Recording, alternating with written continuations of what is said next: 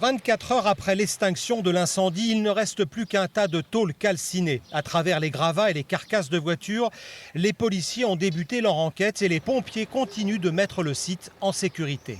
Le hangar et la maison qui étaient mitoyennes ont brûlé. Et après, la mission des sapeurs-pompiers était de protéger toutes les habitations qui étaient autour. Et là, on a attaqué la phase de déblai, c'est-à-dire qu'on enlève tout ce qui peut gêner pour les investigations.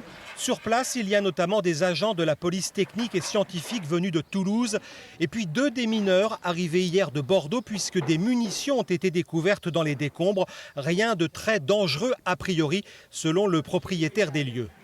Un obus factice qui a inquiété tout le monde, qui est un truc qui est de 200 mètres là, qui est haut comme ça, qui est vide, il n'y a jamais eu dedans, il n'y a jamais eu d'amorce. Mais en voyant ça de loin, on peut penser que c'est une bombe. Alors ça s'inquiétait les démineurs. Non, et puis il parle de munitions aussi, d'autres munitions. Alors il y avait un brûlage complet, c'est-à-dire les bretelles que mettaient les soldats en les fermant devant, avec des poches comme ça, dans lesquelles ils mettaient les chargeurs de 5 cartouches. Le propriétaire a perdu une quinzaine de véhicules de collection. Le montant n'a pas encore été estimé.